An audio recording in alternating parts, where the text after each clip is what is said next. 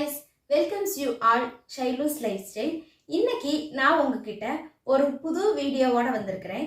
என்ன வீடியோன்னு தானே பார்க்குறீங்க? இப்போ வைரலா ட்ரெண்டிங் ஆயிட்டு இருக்கிற நம்மளோட 100 டைம் வாஷ் கீ மாய்ஸ்சரைசர் தான் இன்னைக்கு நான் உங்ககிட்ட செஞ்சு காமிக்க போறேன்.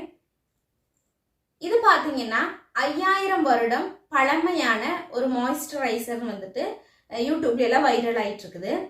ஏன்னு பார்த்தீங்கன்னா பழங்காலத்தில் வந்து நெய்யோட விலை அதிகமாக இருக்கும். அந்த டைம்ல ராஜா ராணிகள் மட்டுமே பயன்படுத்திட்டு வந்த ஒரு கீ மாய்ஸ்சரைசர் தான் இது. ஆனால் இப்போ எல்லாருமே நெய் வந்து யூஸ் பண்ண தொடங்கிட்டாங்க.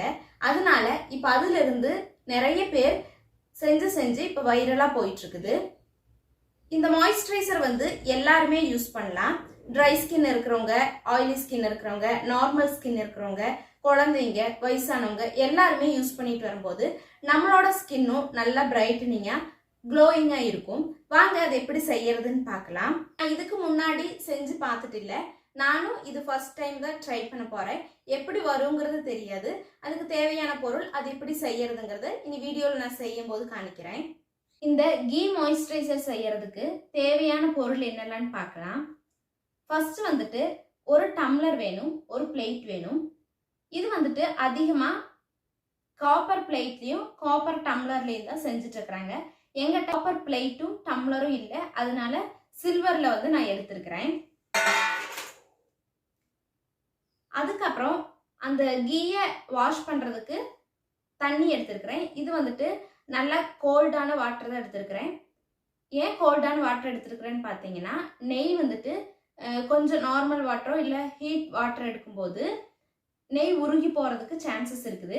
க்ரீம் எல்லாம் செய்யும் போது கோல்டு வாட்டர் எடுத்துக்கிட்டோம்னா க்ரீம் நல்ல கெட்டியான கன்சிஸ்டன்சியில் கிடைக்கும். அதனால கோல்டு வாட்டர் தான் நான் இன்னைக்கு யூஸ் பண்ணி செய்ய போகிறேன்.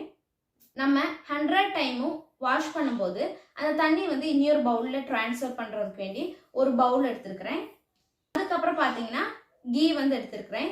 என்னடா காம்ப்ளான் பாட்டிலில் ஊற்றி வச்சிருக்கிறேன்னு நினைக்காதீங்க. டின்னில் இருந்து நெய்யை வந்துட்டு இந்த பாட்டிலில் ஊற்றி வச்சிருக்கிறதுனால தான் காம்ப்ளான் பாட்டிலில் ஊற்றி வச்சிருக்கிறோம். ஃபஸ்ட்டு தேவையான அளவு நம்ம நெய் எடுத்துக்கலாம். நான் இவ்வளோதான் நெய் வந்து எடுக்கிறேன். டைம் வாஷ் பண்ணுறதுக்கான தண்ணி ஊற்றியாச்சு.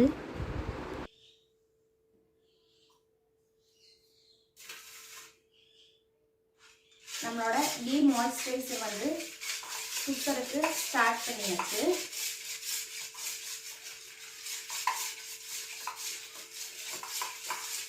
பிளேட் வந்து நல்லா அகலமான பிளேட் எடுத்துக்கோங்க. க்ரீம் வந்து நம்ம கடைசி 100 டைம்ஸ் ஆகும்போது பொங்கி வரும். க்ரீம் வந்து நிறைய ஆயிரும். அதனால டம்ளரும் கொஞ்சம் பெருசாக எடுத்துக்கோங்க. பிளேட்டும் நல்லா அகலமான பிளேட்டாக எடுத்துக்கோங்க.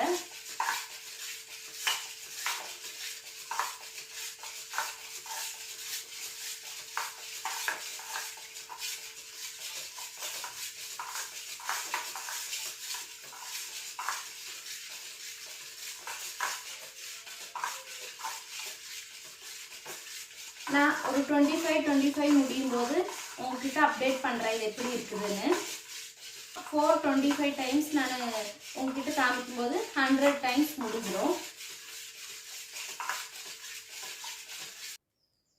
6th டைம் எனக்கு தண்ணி ஊற்றும் போது தான் கீயோட கன்சிஸ்டன்சி இப்படி ஆயிருக்குது. தண்ணியும் வந்து வர ஆரம்பிச்சிருச்சு.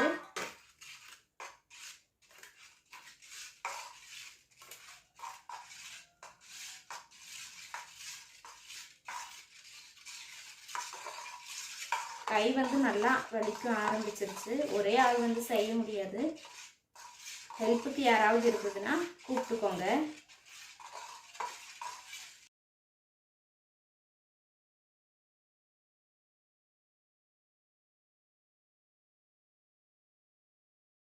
பார்த்தீங்கன்னா 24th டைம் தண்ணி ஊற்றிட்டு 25th டைம் வந்துட்டு தண்ணி ஊற்றி ரொட்டேட் பண்ண ஆரம்பிச்சாச்சு. 25th டைம் ஆகும்போது எனக்கு இந்த கன்சிஸ்டன்சி வந்து கிடச்சிது. இனி ஒரு 50 டைம்ஸ் ஆகும்போது நல்ல க்ரீம் கன்சிஸ்டன்சி ஆயிரும்னு நினைக்கிறேன். பார்க்கலாம். இது வந்துட்டு ஃபஸ்ட்டு ஒரு 10 டைம்ஸ் 20 டைம்ஸ் எல்லாம் செய்யும்போது நம்மளுக்கு வந்து இந்த க்ரீம் வருமானே தெரியாது. நான் வந்து என்ன நினச்சேன்னா, க்ரீம் வராது போல் அப்படின்னு தான் நினச்சிட்டு இருந்தேன். ஆனால் ஒரு 30 டைம்ஸ் கிட்ட 20 எல்லாம் முடிய போகும்போதே க்ரீம் வந்து கன்சிஸ்டன்சி ஆக தொடங்கிருச்சு. நீங்கள் 10 டைம்ஸ் எல்லாம் செஞ்ச உடனே வராதுன்னு நினச்சி விட்டுறாதீங்க. நல்லா அழுத்தம் கொடுத்து ரொட்டேட் பண்ணிங்கனாலே க்ரீம் வர ஆரம்பிச்சிரும். பார்த்திங்கன்னா 50th டைம் தண்ணி ஊற்றிட்டு ரொட்டேட் பண்ண ஸ்டார்ட் பண்ண போகிறேன். க்ரீம் வந்துட்டு நல்ல ஒரு கன்சிஸ்டன்சி ஆக தொடங்கிருச்சு. வாஷ் பண்ணான தண்ணியை இன்னொரு பவுலில் ஊற்றும் போது அந்த க்ரீம் தனியாக தண்ணி தனியாக வர தொடங்கிருச்சு. க்ரீமோட ஹாஃப் ஆஃப் தி கன்சிஸ்டன்சி வந்துட்டு நம்ம செஞ்சு முடியறதுக்காச்சு. இன்னும் 75th டைம் ஆகும்போது காணிக்கிறேன்.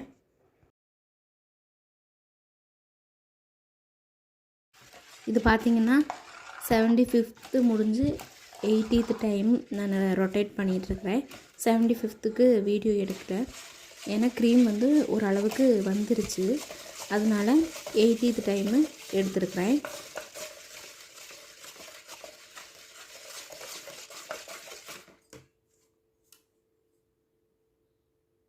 இது பாருங்கள் 100th டைமு நெய் வந்துட்டு கீ மாய்ஸ்சரைசராக மாறிடுச்சு. நல்லா சாஃப்டாக இருந்தது. நான் வந்துட்டு 100th டைம் தண்ணியை ஊற்றியாச்சு. நம்மளோட கீ மாய்ஸ்சரைசரும் சூப்பராக ரெடி ஆயிடுச்சு. இதுதான் கடைசி கன்சிஸ்டன்சி. இதை வந்துட்டு எங்கிட்ட ஒரு பாண்ட்ஸ் மாய்ஸ்சரைசர் பாக்ஸ் இருந்தது, அதுலேயே ட்ரான்ஸ்ஃபர் பண்ணி ஃப்ரிட்ஜுக்குள்ளே தான் ஸ்டோர் பண்ண போகிறேன். ஆனால் நான் ஹேண்டில் வந்து போட்டு பார்த்தேன், சூப்பராக இருந்தது இதோட டெக்ஸ்சர். நீங்களும் மறக்காமல் ட்ரை பண்ணி எப்படி இருந்ததுங்கிறத கமெண்ட் பண்ணுங்கள். நீங்களும் இதே மாதிரி ட்ரை பண்ணி பாருங்கள், எப்படி வந்ததுங்கிறத கமெண்ட் பண்ணுங்கள். செஞ்சு ஒரு 2 months வேணாலும் ஃப்ரிட்ஜுக்குள்ளே வச்சு யூஸ் பண்ணலாம், வெளியே வைக்காதீங்க. முடிஞ்சதுன்னா கண்ணாடி பாட்டில் இருந்ததுன்னா அதில் போட்டு ஸ்டோர் பண்ணுங்கள். அதோட ஃப்ரெஷ்னஸ் வந்து போகாமல் அப்படியே இருக்கும். என்னோட வீடியோஸ் உங்களுக்கு பிடிச்சிருந்ததுன்னா மறக்காம சேனலை சப்ஸ்கிரைப் பண்ணி பக்கத்தில் இருக்கிற பெல் பட்டனை கிளிக் பண்ணி ஆளுங்கிற ஆப்ஷனை செலக்ட் பண்ணிக்கோங்க. நான் போடுற வீடியோஸ் உங்களுக்கு நோட்டிஃபிகேஷனோட வரும்.